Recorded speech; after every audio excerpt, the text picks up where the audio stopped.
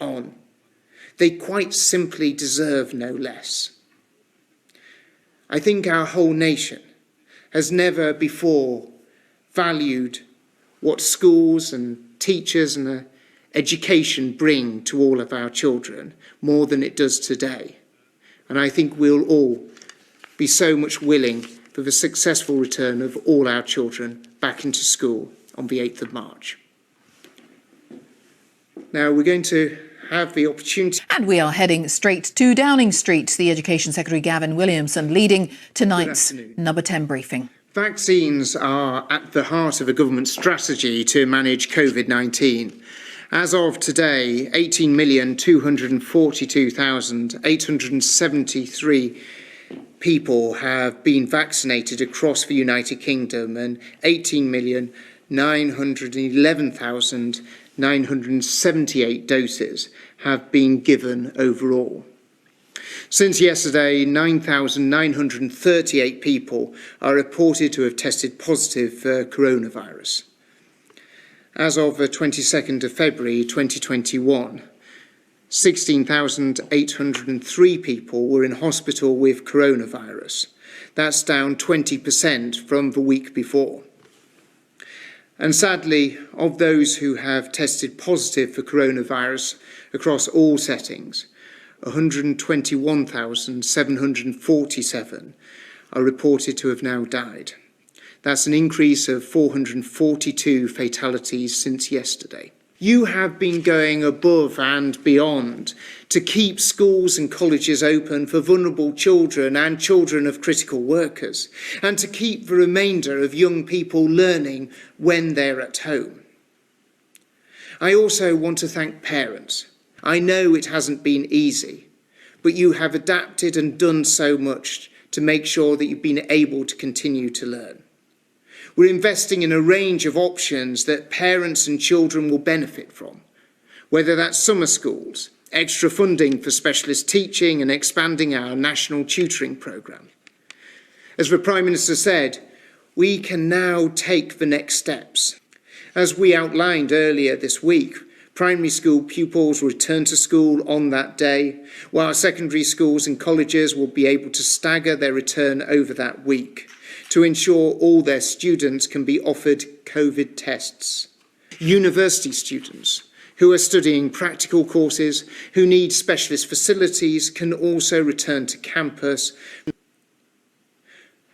But because young people just cannot afford to wait, we're putting in place a range of immediate measures for schools to start now to recover lost learning.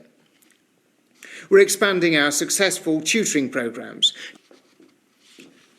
Finally, we know our teachers are best placed to understand what your children will need, so they'll have the tools to deliver that extra boost and make a real difference as we recover from this pandemic. The package announced today will build on the £1 billion catch-up package we announced last June and forms part of a wider response to help pupils make up for the lost learning they've suffered. The scientific advice does support a full return for schools on the 8th of March. As Professor Chris Whitty said on Monday, the risk to children is incredibly low from going to school and from catching COVID. So everything is strongly in favour of children going to school. We are supporting this return with a robust testing regime. We're now expanding asymptomatic testing further and have published full details online. In line with public health guidance, we're also now advising that face coverings should be worn in secondary school classrooms, as well as in further and higher education settings, unless social distancing can be maintained. This is a temporary measure to support the safe return of schools and will be in place until Easter when it's reviewed. All the other safety measures that are already in place continue to be robust, including bubble groups, staggered starts and staggered finishes, increasing ventilation and strict hygiene measures. The return to school is what we have been looking forward to. It is time for children to be back in school, learning and playing with their friends. But we must also look to the future. No child should have their prospects blighted by the pandemic, and I'm determined that this isn't going to happen. Tomorrow we'll be setting out the details on how grades will be awarded this summer. While I cannot preempt that announcement, I'm very pleased to say that it will confirm the prospects blighted by the pandemic, and I'm determined that this isn't going to happen. The broad range of catch-up measures we have planned will enable children to start recouping not just for lost learning. Removed by the 21st of June at the earliest. Does this include the use of masks? To best be able to boost their education and actually come out of this. Just to follow up on that point, you seem to be promising every parent that Wanting to see a real change, a step change in what we can deliver in terms of vantage backgrounds. And that's why we've asked Sir Kevin to do this extensive look at education and what reforms, what changes we can bring about. Support people financially to quarantine when they need to do so. Thank you. Jenny, would you like to go yes, first? Thank you for that. So yes, obviously we look at the different variants. Driving the sort of tempo, giving the schools resources. Our regional schools commissioners will be working very closely with local authorities, multi-academy trusts and individual schools themselves in order to be able to ensure that we have this level and, you know, schools are meeting our expectations in terms of spending this money on interventions that are really going to help children as we can help. But this is part of the reason why we did the national tutoring programme as well, Ben, because there's so much evidence based around the fact that it really does drive attainment with children, almost more than any other single intervention. And this is a resource that's available to all schools around the country. We want to see them making use of it. It's going to be truly transformational for the lives of hundreds of thousands. Haig said that the impact of COVID on children will leave the biggest scar of the pandemic and require a revolution in teaching, good as those from other generations. And to the Deputy Chief Medical Officer, much has been said about the damage to children's education. Jenny, we do need to see, we always need to have children at the heart of everything that we do. Number of areas that we need to be looking at, and it is one of those is making sure that we're always driving up the quality of teaching, being able to pick up knowledge. And the third element is making sure that we're targeting children in the absolute most for every single one of our children. But that's going to be based on evidence of what works. This COVID pandemic. Now, as someone who has to deliver for them, Jenny, if... Thank you, Secretary of State.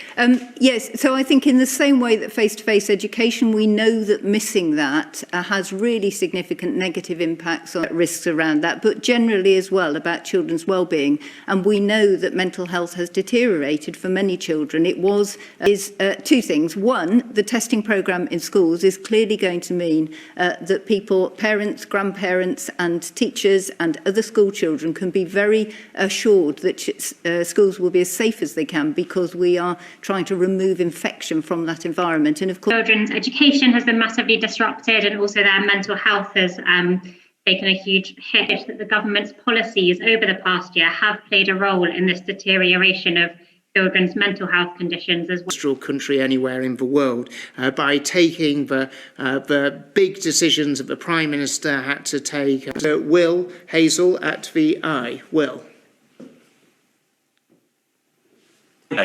My first question is on the twice weekly home COVID testing, which secondary school people, how are you actually going to make sure that they do that? And would you like to take this opportunity to ask parents to check that they're doing that each week? And then secondly, on summer schools, who's actually going to staff these classes over the holidays? And would you like to see teachers actually take some time out of their holidays to help run those? Well, on the second point, in terms of summer schools, for a reason that we've given schools in school as well.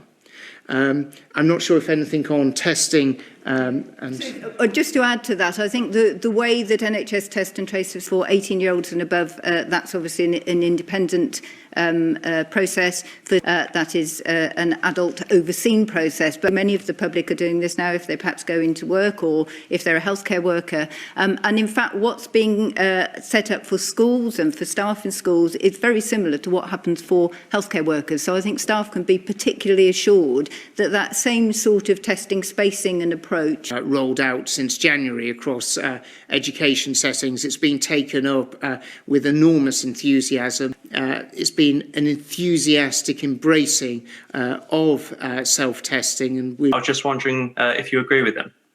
So we've always said, Will, all the way through this, is that we'll always follow the best scientific, medical and health advice for wearing a face mask. I will actually, because I think for, earlier on in the broadcast when I was talking to Lauren, I was speaking in very general terms, and obviously this is very about face coverings and their use. So I think we need to be very clear about face masks and PPE, which is for clinical use. Obviously, face coverings are there to help others. We're protecting others by wearing them. And there are a number of different conditions at the moment. So, for example, we have to say thank you, everyone, for tuning in, and thank you for all you're doing to make sure everyone in the nation is safe. Thank you. The Education Secretary at the end of that briefing, Gavin Williamson and Jenny Harries, the Deputy Chief Medical. Gavin Williamson saying that the full return of schools and colleges from the 8th of March, return reviewed by the end of the Easter holidays. Also, there was a word about that extra funding that we've been talking about today. Catch-up lessons for pupils will be set out tomorrow. So I expect a lot of interest in that. There's going to be a ministerial statement 11:30 tomorrow morning to that. Well, but you tell me what you thought the key elements of that were, because clearly, actually, there's a lot coming tomorrow. But I think what we saw here from the Education Secretary was him saying this will be an effective programme to help children catch up. He believes in tutoring as a big part of the answer, and he believes that can be effective. But he was also stressing that this is not it. This is not the entire package. This is just a start. They've appointed an Education Recovery Commissioner. They are planning further investment and more programmes. But education profession might take issue with that. But it's certainly the approach that's being favoured by the Department for Education here, alongside that summer activity. And Gavin Williamson had been actually extending the school day during term time so that they'd have more learning. That has been effectively ruled out. It's certainly not in these plans. And Gavin Williamson said there was no plan to look at it anytime soon. Is how would a school staff something over the summer, even if we accept that children need some help, or the notion around the extension of the school day? I wasn't clear how many real specifics we've actually got here. Yes, I think it's some of that practical detail that schools and head teachers will really be thinking about, and parents will want.